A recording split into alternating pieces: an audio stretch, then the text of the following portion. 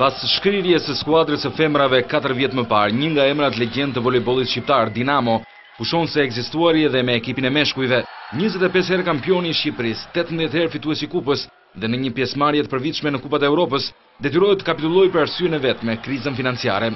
Trajneri Erben Sako, njeriu që për 13 vjet e trajnoi këtë ekip, i prekur tregon sakrificën e madhe për të mbajtur deri në minutat e fundit gjallë emrin e një skuadre që për vite me radhë çoi pesh zemrat e sportdarësve në pallatet e sportit. Unë dhe disa miqtë e mi kemi dhënë para për të mbajtur Dinamo. Ne kemi qenë nga viti 2007 që nuk marrim asnjë buxhet nga shteti. Dinamo Shumë Sports nuk ekziston. Dinamo ishte një skuadër e madhe që duhet ndihmohej nga të gjithë. Ndërkohë 49 vjeçari bën apel shtetit shqiptar ta shikojë me seriozitet situatën dramatike në të cilën ndodhet sporti në vendin tonë.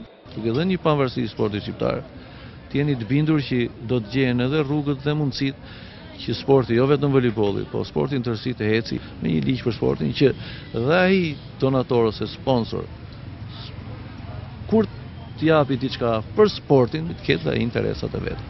Gjendja në të cilën ndodhet volejbolli shqiptar në këto vitet e fundit sa vjen dhe rëndohet për sezonin e ri të volejbollit për meshkuj, për të njëjtin arsye ashtu si Dinamo, u larguan edhe vlonjatët e flamurtarit, duke e katandisur kampionatin me 6 skuadra.